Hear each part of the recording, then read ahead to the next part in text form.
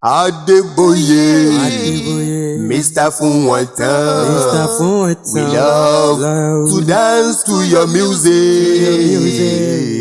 Alábẹ́fẹ́, Mr. Fún wọn tán, we love to dance to your music. Adéyínká Àyìndé ọmọ ìyá elépo lọ́jà gbangba lórúkọ tèmi ń jẹ́.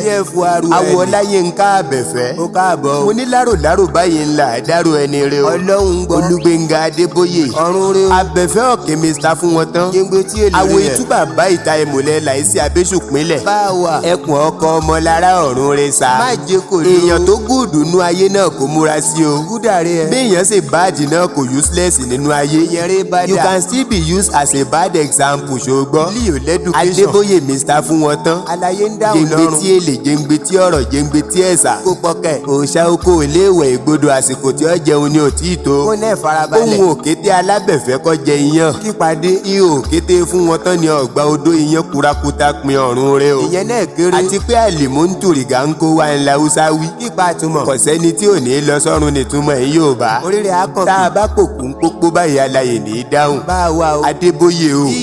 Adébóyè o. Ó ń dáhùn. Adébóyè o. Ẹ má pe pa. Ọ̀run rẹ sà. Aṣẹ́ wà. Bàbá itú kílẹ̀ wí. Ẹgbẹ̀rin àbáyé ìyá yóò ní dáa ni. Adébóyè, Mr. Fún wọn tán, we love to dance to your music. Alábẹ́fẹ́, Mr. Fún wọn tán, we love to dance to your music.